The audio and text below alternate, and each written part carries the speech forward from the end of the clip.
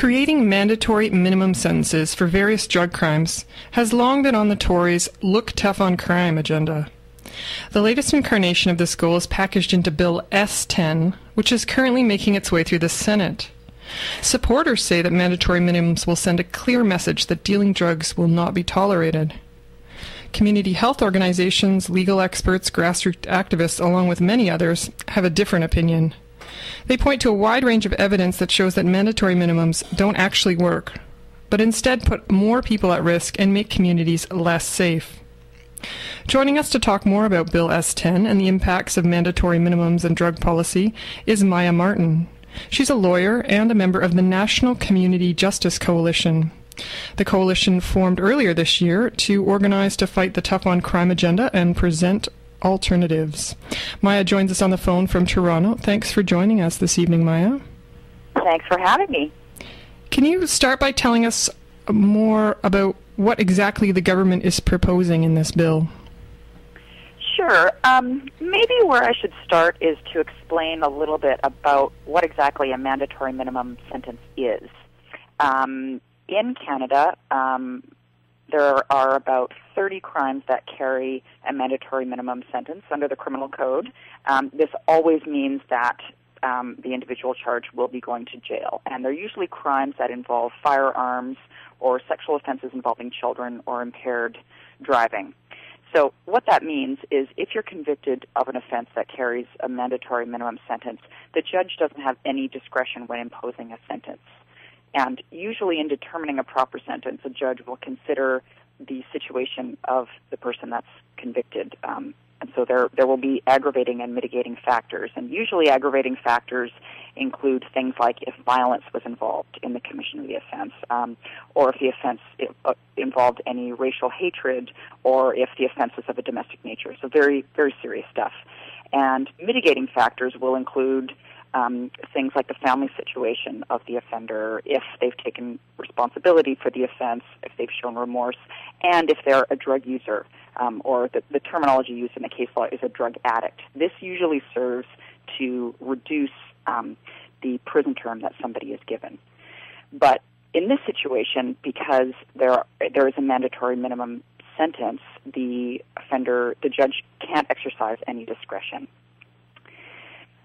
So there was a survey done in 1987 of judges and how judges felt about mandatory minimum sentences, and they felt that it hindered their ability to impose a just and fair sentence, which is pretty serious. In this case, under S-10, S-10 would impose a mandatory minimum sentence of 1 year for any trafficking charge, possession for the purpose of trafficking, importing, exporting, or producing drugs besides cannabis, or including cannabis if the amount is large enough.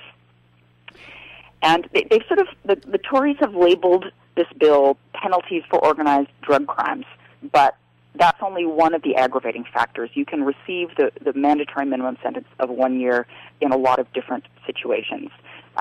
People have been calling it a two strikes you're out situation, because if the offender has been convicted of a substance offense, one of the ones that I mentioned earlier, then they will also receive the mandatory minimum. So the Tories are talking about it as targeting organized crime, but it actually includes all of these other people, lower-level traffickers who are maybe trafficking for survival reasons, things like that. And they introduced two similar bills in the past that died on the floor. How does Bill S-10 differ from those first two original bills? I don't know too much about the previous bills, except I know that I think in its original incarnation, you could receive the mandatory minimum if you had one marijuana plant. And now they're sort of saying, well, you need to have 6 marijuana plants. So there have been some minor changes, but I don't think that any of the previous bills died because there was huge opposition to them. The first bill, B-26, died because there was an election called in 2006, and C-15, its second incarnation, died because of the prorogation that happened in December of 2009.